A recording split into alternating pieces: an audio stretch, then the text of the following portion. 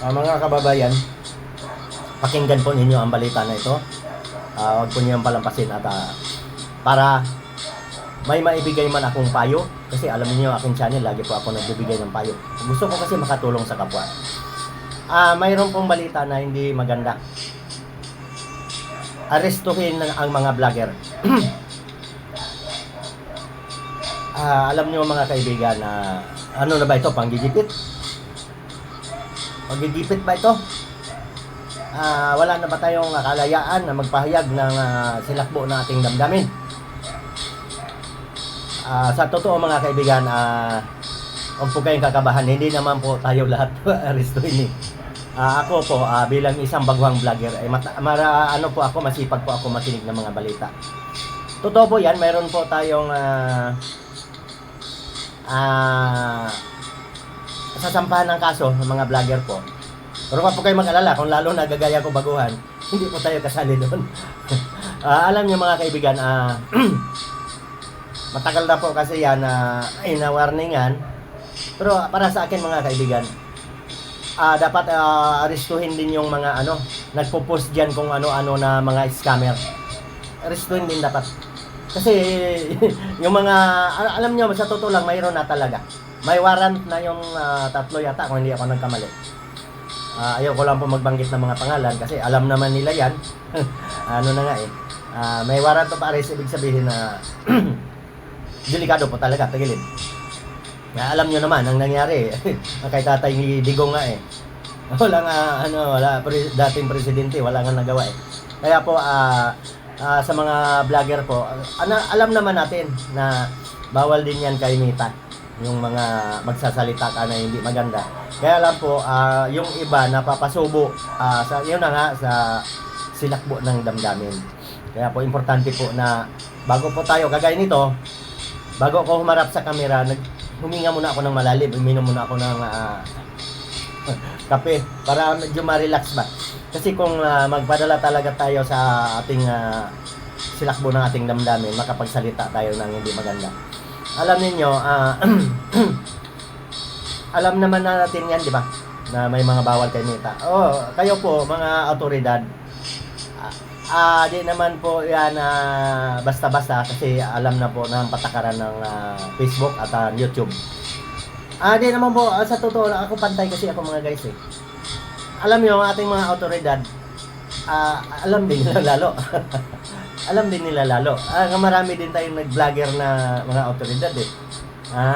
Alam din po ang mga bawal. Kaya po, pag sumubra na po talaga tayo, ako talaga, ayaw ko sumali dyan kasi alam niyo, kamo-monetize ko lang sa monetization sa Facebook. Talagang iingatan ko po ang aking channel. Maraming salamat ulit sa suporta. Dito sa monetization sa Facebook, marami po tayong makukuhang mga paraan kung paano kumita. Pati pala sa story, kamo-monetize ko lang din sa story. May pera din doon, ganun, hindi ko pa alam kung magkano. Yung sa monetization, nakita ko maliliit. Huwag po kayo kagad magreklamo. Kasi depende din po yan sa views. Nga ibig sabihin, mga kagaya ko na maraming nagsigawan nung nakaraan, mga ilang araw ba? Nakalipas na mga araw, di ba? Maraming na-invite monetization tools, yung all-in-one.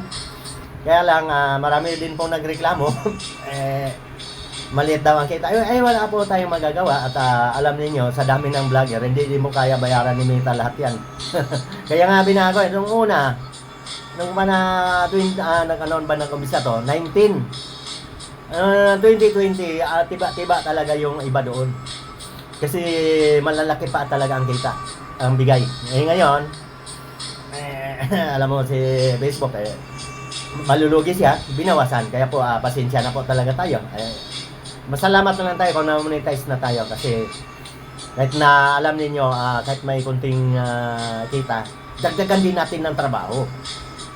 Gagaya ko, tuloy-tuloy din ako sa aking trabaho dito, mananahe, tataga-tabas.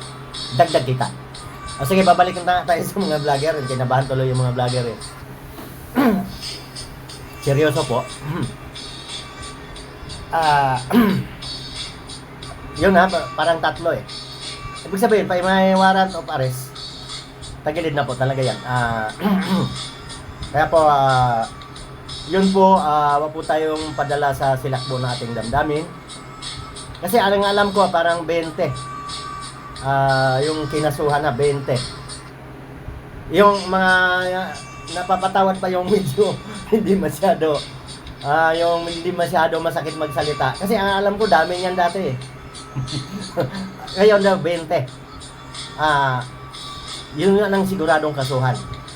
At yung 3, mayroon ng warrant. Kaya po, sa bagay, bahala na sila dyan. Wala tayong pakialam, lalo na tayong mga bago. Basta tayo, upload lang tayo. Kaya ako nakikibalita din. Gusto ko rin na mapaalalahanan yung mga kagaya kong mga baguhan din. Alam niyo, itong nangyari ngayon, kaguluhan sa ating liderato. Marami na naman nakikisakay. Yun na nga sinasabi ko, wag po tayong padala masyado kasi maraming nag-viral. Maraming nag-viral. Ewan ko lang kung makakalusot kayo kay Mita, pag nasilip kayo sa ating mga opisyal. Ayoko naman yung ganun eh. Masyado naman, kawawa naman din eh. Malaya nga tayo dyan sa kamera, pero di natin alam na gaganon na nahulihin na pala tayo. Ingat po sa pagbablog kasi po hindi po biro yan. Maghihigpit na rin yan si Mita kasi nandito ang negosyo niya sa Pilipinas. Alam niyo ba, sa ibang lugar bawal ang vlogging. Hindi ko lang masigurado kung saan bansa yung mga bawal. Dito, malaya dito. Kaya po, ingatan po natin ang vlogging kasi po marami po ang kumita dyan. Lalo na yung mga sikat na. Tayo, mga baguhan, sikap lang din. Sakaling pala rin tayo na sumikat. Sige, sana may nakuha kayong aral. Ako lagi pagdarasal, pagsisikap, trabaho. Lalo na mga magsasaka, doble sipag. Kasi kulang natin pagkain. Ang channel, bisitahin ninyo. Laging pagpapayo, kabutihan. Hanggang sa muli, maraming salamat. Ingat po tayo palagi.